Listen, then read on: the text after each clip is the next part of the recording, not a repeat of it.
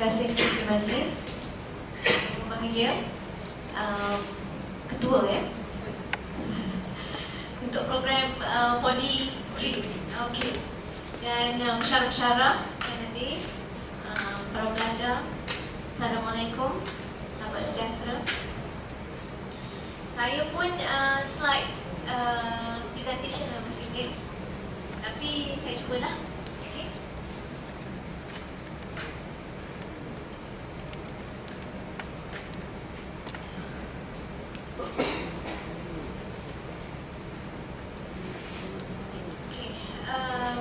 Saya bidang pendidikan saya lebih tertumpu pada urusan sisa pemecah.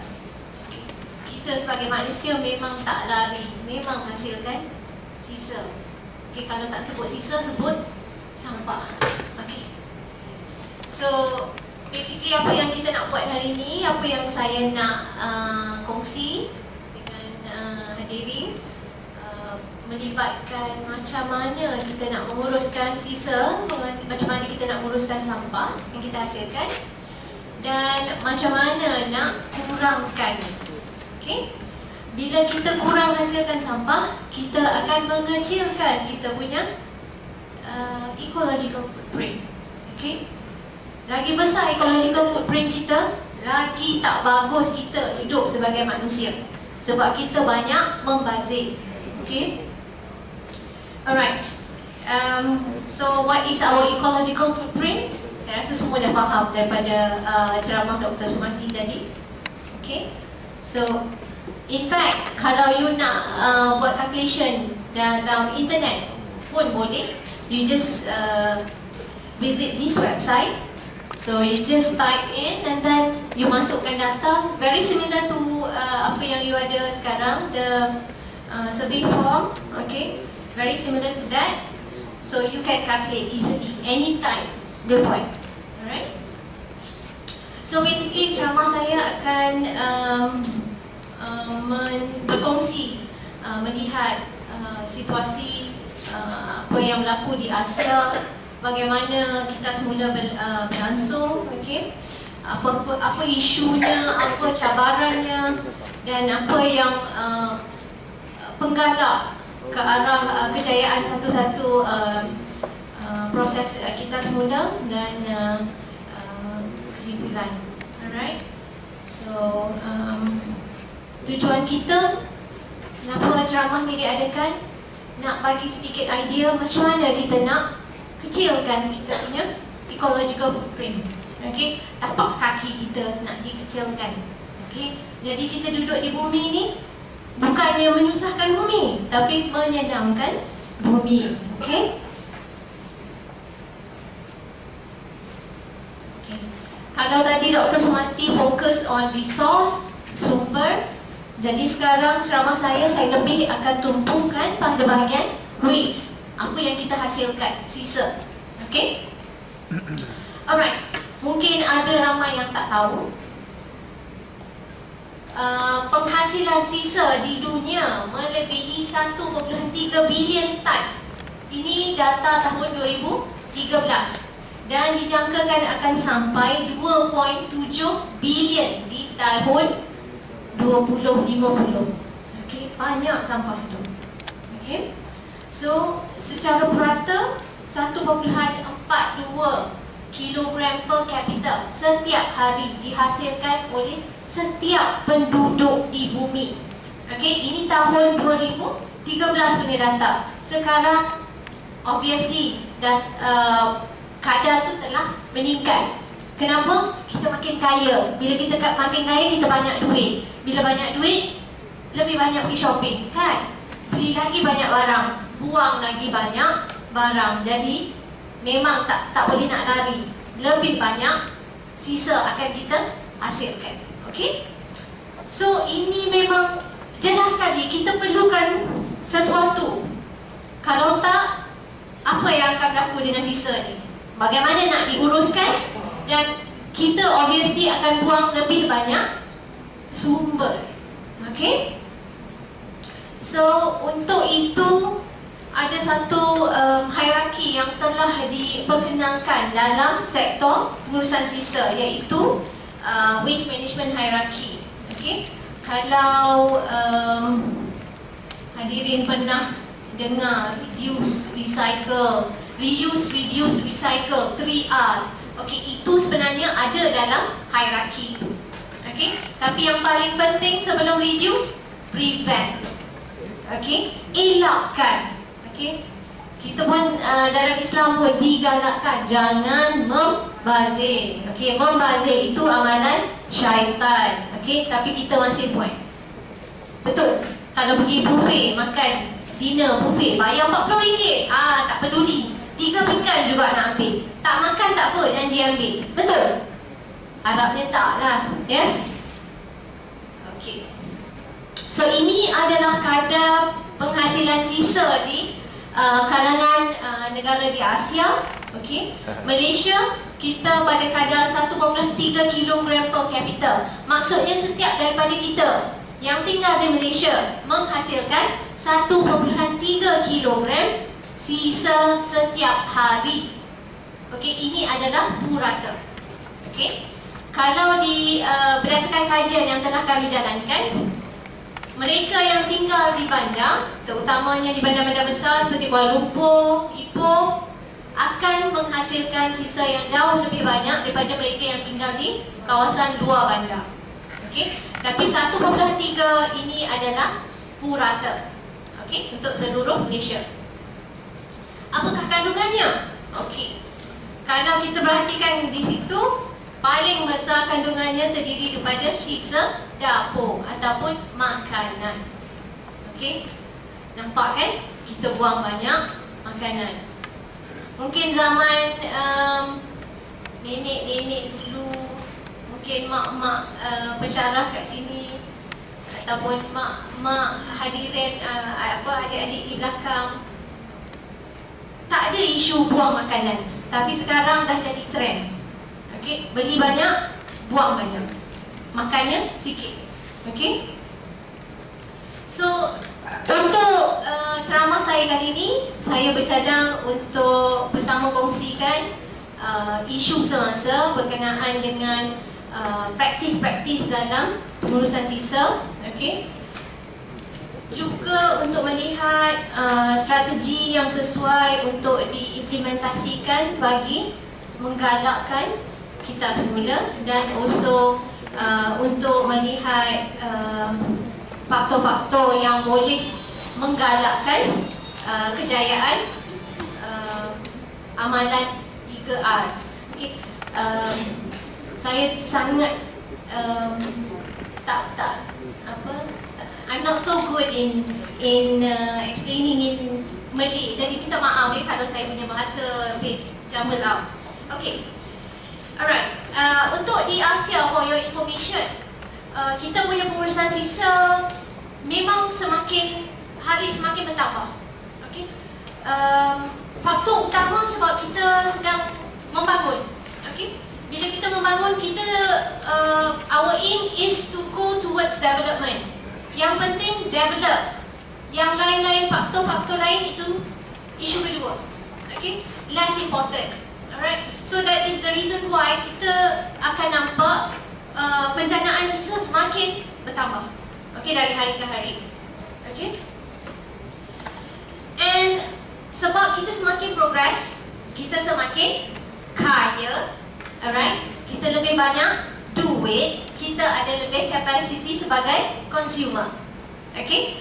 Bila kita punya consumerism rate bertambah, kita ada lebih kuasa untuk membeli. Okay. Jadi bila kita ada kuasa untuk membeli, kita juga indirectly akan menyebabkan lebih banyak penghasilan sisa, lebih banyak buang. Okay. Kalau baju tu boleh pakai 3 tahun, kita pakai 3 bulan. Sebab kita boleh beli yang baru dalam masa sebulan, for example. Okay. So, bila kita cakap pasal penghasilan sisa, ini memang berkait rapat dengan berapa kewangan individu tersebut. Okay. lagi kaya the more richer you are, the higher tendency for you to throw more. Okay? Alright, ini adalah hubung kait antara tahap pendapatan dan penghasilan sisa di beberapa negara Asia. Okay? Kalau hadirin semua lihat bahagian yang pertama, barisan pertama iaitu Bangladesh. Okay, income level is very low. Therefore, the production of peace is also very low. Okay, compared to Singapore, kalau you tengok, their income level is very high. Tapi, kalau you perasan, dia punya waste generation is rather low. In fact, it's lower than Malaysia. Kita taklah sekaya Singaporean, but then kita kaya pak membuang. Okay?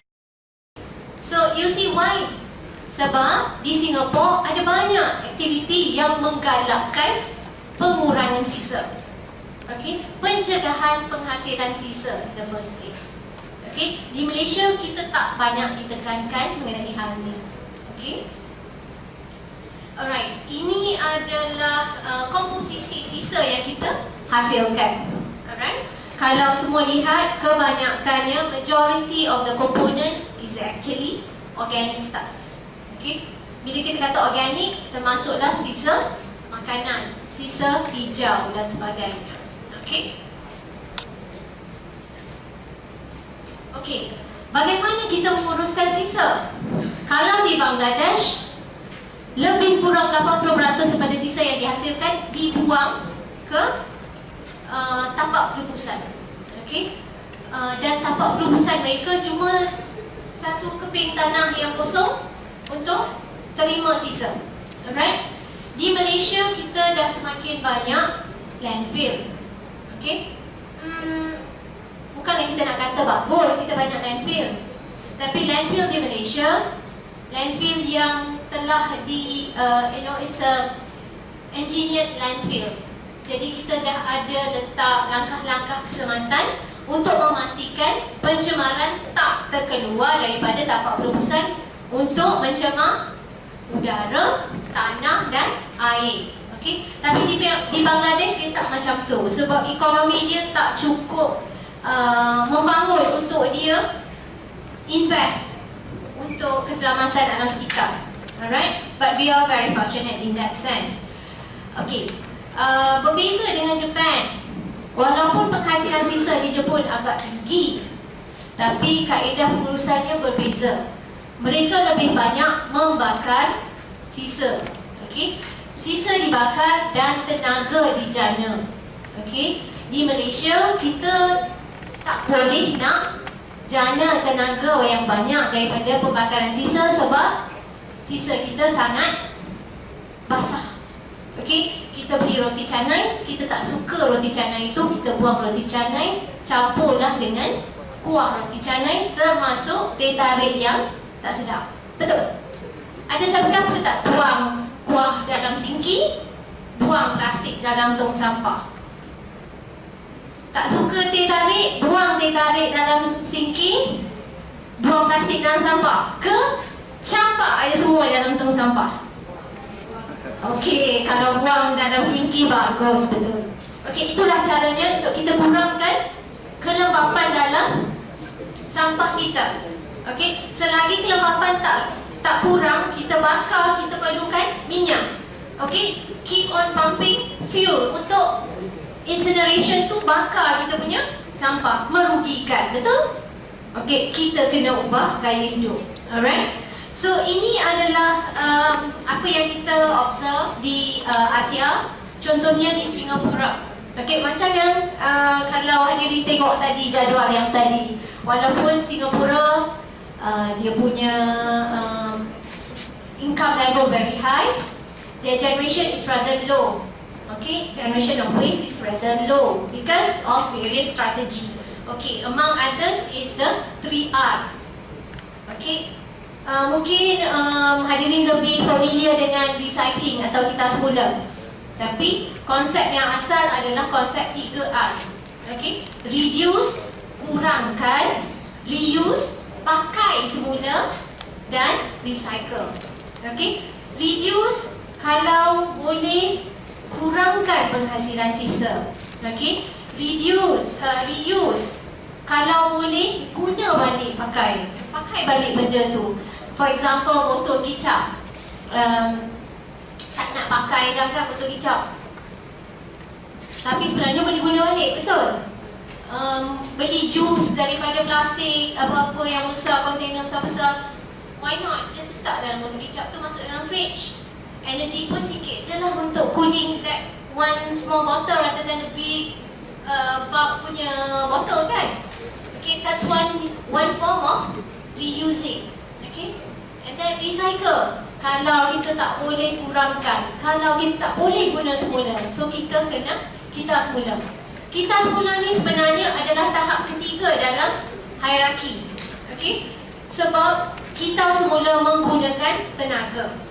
Okay, bukan macam reuse dan reduce. Okay, reuse kita pakai balik untuk kegunaan yang sama.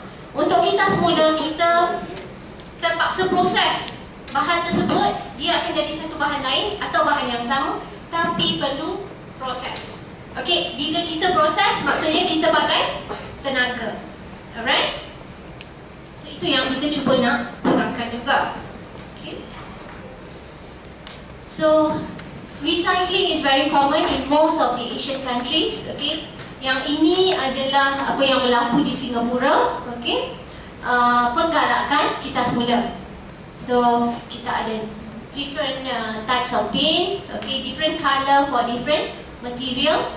Okay, tapi di Malaysia waktu awal-awal diperkenalkan, satu bin macam-macam semua ada.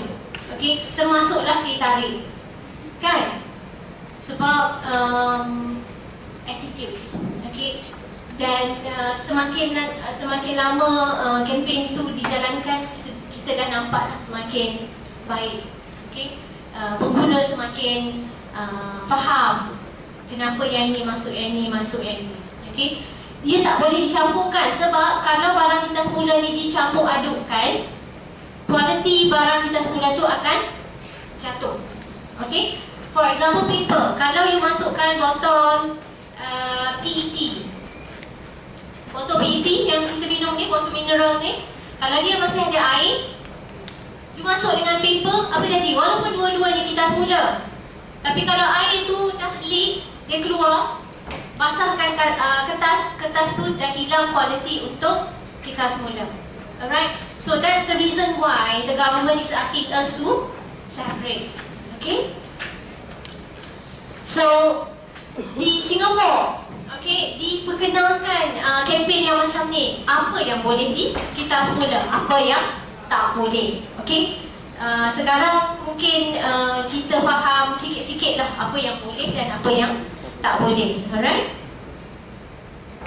Okay, dan ini adalah statistik untuk kita semula di Singapura pada tahun 2010. Dan semakin hari semakin tinggi kadar kita semula di Singapura, dan adalah menjadi harapan kita perkara yang sama akan berlaku di Malaysia juga. Okey, Perak tak masuk akta yang baru ya. Pengguna tak perlu asingkan sampah, tak perlu ya. Hopefully one day Perak akan terima guna pakai akta sisa pepejam tu lah. Jadi kita boleh kita semula secara rasmi. Okay, so ini adalah fasiliti di Korea. Ramai peminat Korea kan kat sini. Okay, so if you find Korean activities are attractive, then please take 3R also as one of the attractive activity. Okay, Korean do recycle. Okay, so ini adalah beberapa kemudahan recycling di Korea. Okay, kempen selalunya datang dengan lebih banyak informasi. Okay, bagaimana nak recycle, apa yang boleh recycle, di mana nak recycle, so on and so forth. Okay, so 3R di Malaysia masih pada tahap tadika, kan? Okay, very young, still very young. Okay, kalau dapat tahap tadika pun jadilah. At least the recycling is there. Sebab apa? 80% daripada bahan yang kita buang hari-hari adalah bahan-bahan yang boleh kita semula. Just imagine 80% kita buang dalam tempat sampah. Okay, 80% yang boleh jana hasil pendapatan dibuang macam tu saja. Tengoklah betapa kayanya kita. Ya, daripada kita sedekah kat orang, kita sedekah kat tong sampah. Okay, apa yang menyebabkan kita sebulan di Malaysia sangat susah? Yang pertama, sisa kita sangat bercampur aduk. Okay, very commingle. Termasuklah tadi roti canai dan kuah-kuahnya. Okay, dan di samping tu kita punya sisa sangat tinggi kandungan kelembapan. Okay, that's also another problem. So, bila nak buat pengasingan sisa di tapak sebelum sampai ke tapak perebusan pun jadi susah. Sebab sisa tu jadi kotor, betul? Nasi campur dengan kertas, campur dengan plastik. So, bila nak buat recycle, you kena bersih. Semua barang-barang kita semua ini perlu bersih supaya sampai ke satu quality. Okay, baru boleh pergi hantar ke recycling industry. Sebab recycling industry tak nak take up this extra effort to do the cleaning process. Okay, sebab itu maksudnya extra cost for that, right? So, itulah yang menyebabkan kerajaan sarankan kita asing di punca atau di rumah. Okay? Okay, sebelum ni kalau hadirin pernah terperasan lah. Okay, kita pernah ada kempen 3R di awal tahun 2000. Okay, tapi kempen 3R ni tidak berapa berjaya. Okay, antara faktor yang menyebabkan kegagalan adalah tak ada pengasingan di punca, tak ada pengasingan di rumah. Semuanya campur sekali. Okay, campur aduk. Dan it's almost impossible to recycle. Okay, yang kedua, kerjasama daripada sektor awam yang sangat rendah. Okay, low participation. That is another issue. Sebab kita yang menghasilkan paling banyak sampah. Kalau kita tak jalankan peranan kita, mustahil program tu boleh berjaya. Okay, dan of course ramai orang kata recycling ni leceh, nak asing-asing ni leceh, malas, kotor dan sebagainya. Okay, jadi dia dianggap sebagai a very inconvenient practice. Okay, okay, siapa yang tak pernah tengok sampah? Inilah sampah yang biasa kita jumpa di tapak perebusan sampah. Apa yang ada dalam sampah? Semuanya ada dalam sampah, termasuklah duit. Okay, duit dalam beg sampah.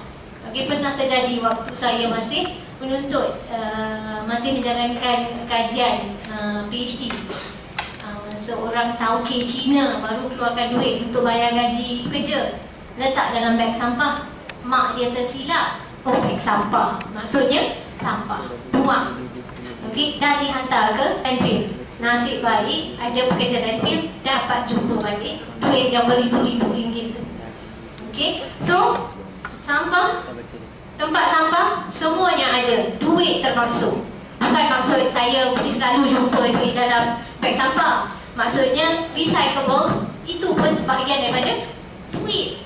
Okay, barang-barang besi, kertas, plastik, semuanya boleh dijumpa di dalam tong sampah. Okay, ini sekiranya kita asingkan, inilah keadaannya. Sisa makanan, plastik, kayu, besi dan sebagainya. Jelas sekali ini semua boleh kita semula. Betul kan? So, ini sebenarnya adalah komposisi secara purata bagi penghasilan sampah di Malaysia. Okey, 55% adalah sisa organik. Maksudnya, kalau kita tak buang, kita masih boleh buat apa? Another concept of recycling, kompos. Kita proses dia supaya dia jadi baja. Okey, 55%, separuh daripada sampah yang kita hasilkan. Kalau dulu di kampung mak bela ayam, mak bela itik, jadi bila tak makan habis, okey, ayam itik take over, okey, kenduri. Tapi sekarang tak lagi, nak bela ayam, nak bela itik, tak mungkin. Okey, nanti jiran marah. Bela kucing pun dah kena marah kan? Nak ayam lagi lah. So obviously food waste doesn't go anywhere but into the waste bin. Okay, so inilah its final destination, ke tak 40% sampah. Okay, di Malaysia kita ada pusat-pusat kita semula, tapi mungkin tak cukup. Okay, ataupun tak cukup mudah untuk kita pergi. Alright. Di Penang, for example, dia ada satu bangunan yang dinamakan Recycling Mart. Okay, so di situ boleh pergi jual barang dan beli barang recycle. Okay, so rata-ratanya kebanyakan negara membangun di Asia memang amat susah untuk mempraktikkan 3R. Okay, antara faktor-faktor yang kita kenal pasti adalah yang pertama, contohnya di Bangladesh, India dan Indonesia, mereka menghasilkan, mereka mengitas semula, kadar kitas semula sangat tinggi. Sebabnya faktor ekonomi. Okay, bila dia kitas semula, dia ambil plastik, jual, dia akan dapat extra income. Okay, but for Malaysian, are we going to do that? No way. Why? Income tu adalah sikit je, RM1, RM2. Kita simpan surat khabar kan, dah sampai tinggi kita, dapat RM2. Lepas tu, tak nak dah buat macam ni, lepas ni, buang. Okay, that is the attitude. Okay, but for them, they are very, very poor. In fact, nak dapat RM1 sehari pun susah. Jadi kalau dapat jual barang kita semula pun, it's good enough. So that's the reason why dulu kadar kita semula sangat tinggi. Sekarang semakin membangun negara tu, semakin kurang. Okay, alright. For example, di India, plastik recycling dah sampai ke 47%. Maksudnya penghasilan sisa plastik 47 akan di-channel ke dalam recycling sector. Okay, untuk di Bangladesh 51%. Okay, di Malaysia very, very low. Okay, dan macam saya cakap tadi lah, budaya untuk recycling ni akan semakin berkurangan di kalangan negara-negara membangun. Sebab lama-kelamaan kita semakin kaya, jadi kita tak hiraukan duit yang sikit yang akan kita dapat daripada aktiviti recycling kita. Okay, okay, another problem, bila kita sediakan kemudahan untuk recycling, instead of using it for recycling, we just use it as normal waste bin. Okay, semua masuk dalam tu. So in the end, kalau let's say lah 50% barang recycling dah ada, recyclables dah ada dalam, tapi bila dah masuk dengan sisa-sisa lain, the whole thing is wasted. Semuanya kena buang. Okay, unless ada sesiapa yang sudi nak membersihkannya. Okay, di Malaysia mustahil nak jumpa. Okay, alright. Ini aktiviti yang biasa dilihat di India, terutama di kawasan bandar. Sebab di bandar taraf hidup sangat tinggi, jadi mereka memang perlu dapatkan sumber pendapatan dari pelbagai sudut. Okay, among others is recycling. Okay, this is also in India. Okay, backyard recycling. Okay, so kebanyakan amalan recycling adalah disebabkan oleh faktor ekonomi, nak jana pendapatan keluarga. Okay, and then sangat bergantung pada harga barang-barang. Kalau hadirin masih ingat 2-3 tahun lepas bila harga besi sangat mahal, recycling untuk besi memang sangat tinggi. Sampaikan pagar pun dicuri untuk di-recycle. Okay, so itu banyak kes. Bergantung kepada harga pasaran. Semakin tinggi harga pasaran, semakin tinggi kadar recycling. Okay, tapi itu faktor yang kita dapat juga lah, faktor negatif yang ada dekat situ. itu. Okay. Recycling practice biasanya adalah satu practice yang informal. Maksudnya orang yang buat tu dia tak ada license, dia just buat sekadar untuk menambahkan ekonomi keluarga. Okay. And then biasanya melibatkan kertas, besi, plastik dan sisa elektronik. Okay. Adakah kita recycle kita semula kita punya sisa elektronik? Kita tak? Kita semula? Handphone? Buat apa handphone lama? Simpan, buat kenang-kenangan. Okay, trade in is better because you allow the recycling process to take place. Okay, for your information, in your mobile phone there are a lot of precious metal. Okay, ada emas, ada tembaga, ada dalam handphone you. Sebab tu handphone you mahal, sebab tu you beli. Okay, bila you jual balik murah sebab apa? Sebab kita tak tahu. Kita tak tahu value dalam handphone. Okay, so but don't throw it into your waste bin. Kalau you tak nak pun handphone, pergi hantar dekat kedai. Cakap dekat dia, ambil lah, free. Don't throw into the waste bin.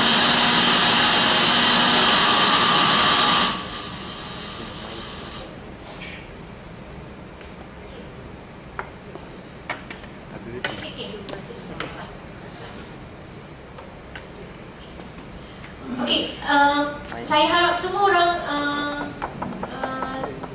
take note of this.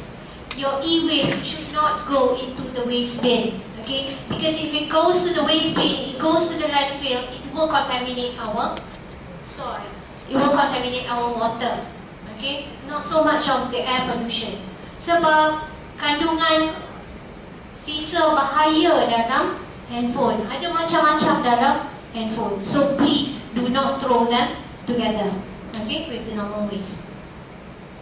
Okay, ini akan kita lihat bila kita pergi ke negara yang tidak membangun, okay, yang kurang membangun. Contohnya yang ini di Filipina. Dia punya tapak pelepasan sampah macam pasar malam. Okay, semua bekerja-kerja untuk dapatkan bahan-bahan kita semula daripada lori yang bawa sampah. Okay. Okay, this is a composting site in Bangladesh. Okay, inisiatif ni diambil kerana ada konsep yang dipanggil the Clean Development Mechanism (CDM). Okay, waktu Kyoto Protocol diperkenalkan untuk menggunakan pembebasan greenhouse gas, pemanasan global warming. Okay, so to reduce greenhouse gas, developed countries commit akan bantu developing countries untuk kurangkan pembebasan greenhouse gases. So one of the effort is investing on green programs such as composting. So this is what you see in Bangladesh, a very advanced site for composting. Okay, huge composting site. Okay, this is what it looks like. Okay, collection of aluminium cans for export. Alright. So apa yang menggalakkan praktis ni? Of course, dia tak akan digalakkan kalau kita nak praktis recycling ni, dia tak berbaloi. Okay, dia susah. Okay, if it's impractical, then it's gonna be difficult. Macam mana akan dia jadi tak praktikal bila sisa tak diasingkan? Okay, so source separation is very important. Alright. Yang kedua, mesti ada policy. Okay, di negara-negara yang di negeri-negeri yang telah guna pakai Akta Perusahaan Sisa, mereka sedang kita semula. Okay, unfortunately di 5 negeri termasuk Perak, Selangor yang tak guna pakai akta tersebut, kita masih tak ada official recycling. Tak ada siapa paksa kita untuk kita semula, untuk asingkan. Okay, tak ada siapa paksa sebab tak ada policy. Bila tak ada policy, tak ada enforcement. Okay, so bila tak ada policy, tak ada enforcement, why would the local government provide any facilities, right? Okay. Other than that, kita ada isu transboundary movement. Okay, isu ni terutamanya untuk sisa elektronik, contohnya komputer, okay, handphone and everything like that. Okay, sepatutnya apa yang dijalankan dalam satu negara perlu diuruskan dalam negara tersebut, tak boleh keluar daripada negara tersebut. Okay. Tapi yang itu tak berlaku di sini. Okay. Apa yang berlaku? Kita ship kita punya computer parts yang lama-lama, komputer yang tak dipakai lagi, bagi third world countries sebagai komputer second hand, for example. Okay. Sebenarnya pada hakikatnya ia cuma nak digunakan untuk untuk di recycle, okay, extract out all the precious material, okay. Dan lagi satu, 3R kurang berkesan kalau tak ada penglibatan orang ramai, okay, kerana kita yang menjanakan sisa, okay. And then low level of awareness, okay. Mungkin ramai yang rasa dia ada tahap sedaran, but then sekadar sedar, tidak mahu berubah, okay, pun tak boleh nak buat apa-apa, betul? Harap semua hadirin nanti fikir lebihlah untuk isu ni, dan hopefully kita pun akan recycle juga, at least separate the waste, okay. And finally, the consideration of the informal sector. Sebab kalau 3R dijadikan formal, kumpulan yang betul-betul bergantung kepada pendapatan daripada kita semula bahan-bahan ni akan will be affected. Okay, so these are some of the challenges. Okay, populasi yang bertambah, bila populasi bertambah, sisa bertambah, jadi komplikasinya pun bertambah besar. Okay, and then policy implementation, kalau dia tak efektif, no point.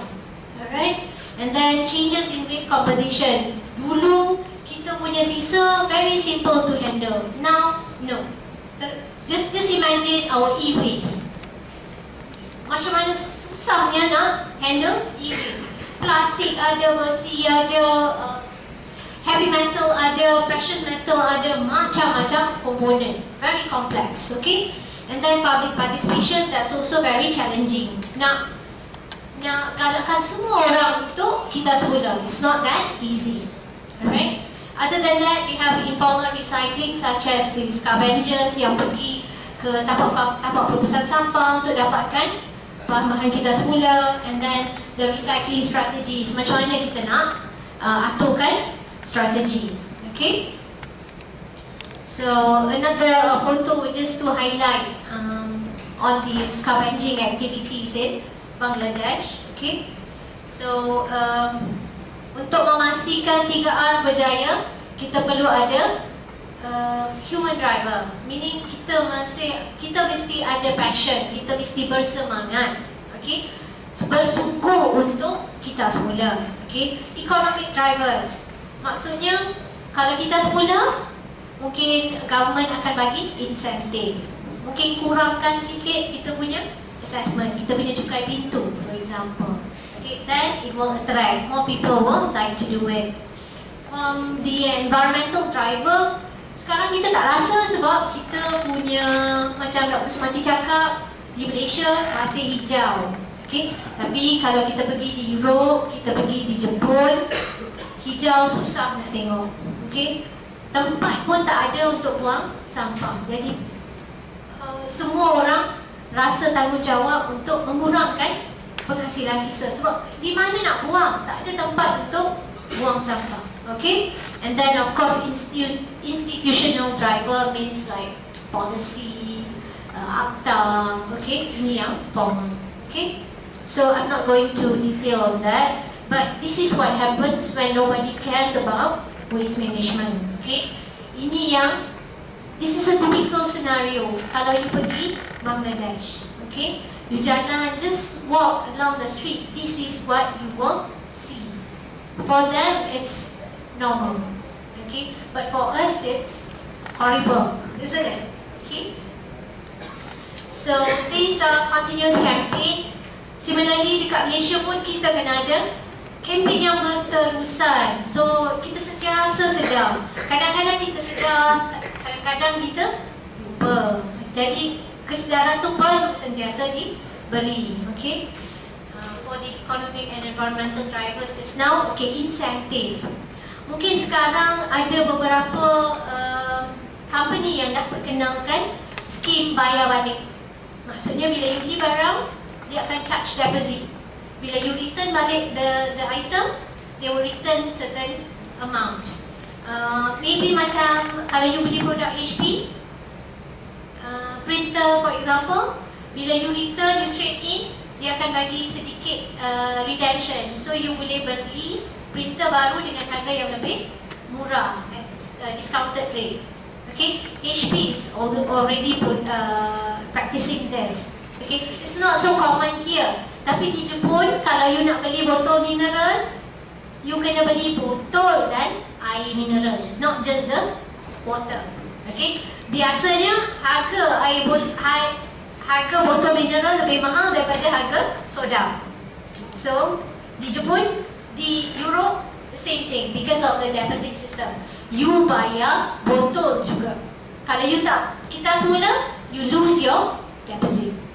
Okay, same goes for the beer cans and everything. Okay, so this is what it looks like. So dia akan deposit dekat machine ni dan dapat balik dia punya deposit, the coins. Alright, if you don't do it because for you it's not convenient, then you're gonna lose your deposit. Alright, that is from the economic point of view. Alright. Okay, from the community participation, it is also very important about source separation. When you separate your waste, you're going to improve the quality of your recyclables. Okay, improve quality means higher market value. Okay, so another campaign on e-waste. I don't know whether you're aware, but e-waste is another problem even in Malaysia. Sebab kita sangat we are going in this direction. Okay, we throw our electronic waste very rapidly. Okay, berapa lama you pakai handphone? Satu handphone? Setahun? 2 tahun? Maximum. Okay, some 4 tahun. Okay, that's very good. Some just tak kot, setengah tahun kot. iPhone dah keluar baru, so I kena beli. This is fashion, isn't it? Maybe lah orang Ipoh baik sikit. Tapi kalau di KL, our UM student, dia punya handphone lagi canggih daripada kita orang. Okay. Kita orang tak canggih, dia punya canggih. Okay, so kecanggihan tu, I don't know why it's so necessary. That environment is not taken care of. So e-waste generation is one huge problem, even in Malaysia. Okay, so recycling, we hope to see something like this in the near future.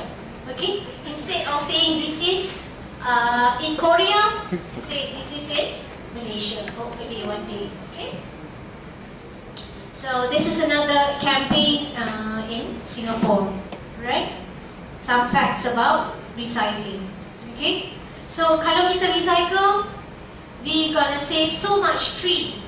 Okay, 544,000 trees will be saved if every household in US, for example, replace just one roll of virgin fiber paper towel with 100% recycled one.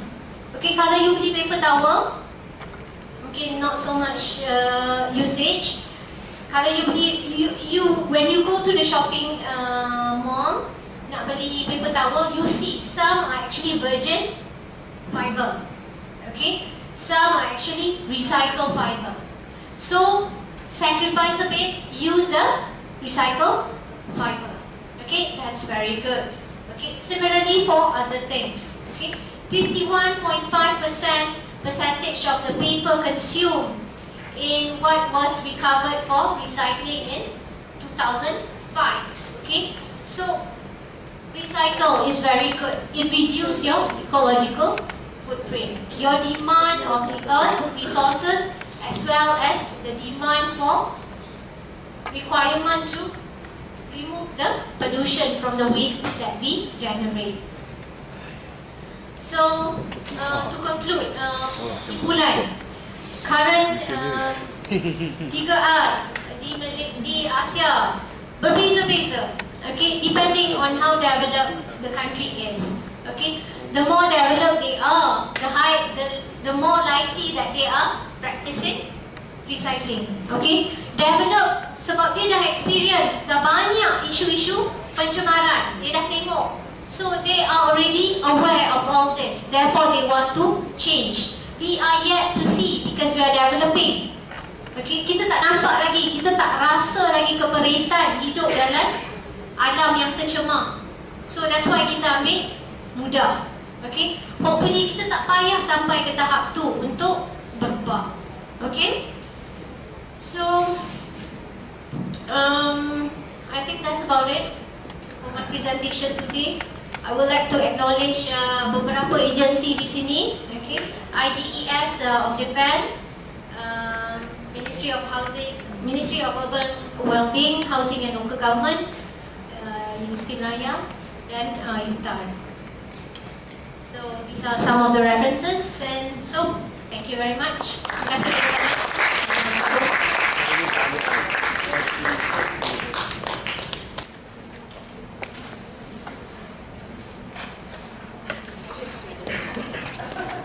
Kita mulakan dengan bertukar cenderahati dia, iaitu kepada Dr. Sumarti Satupati.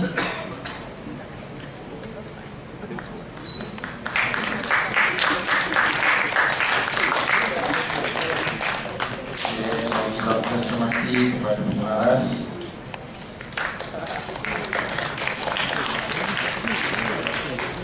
Dan dijemput juga Dr. Fauziah binti Sarawak Amin untuk mendengarkan Dr. Zahid Koma.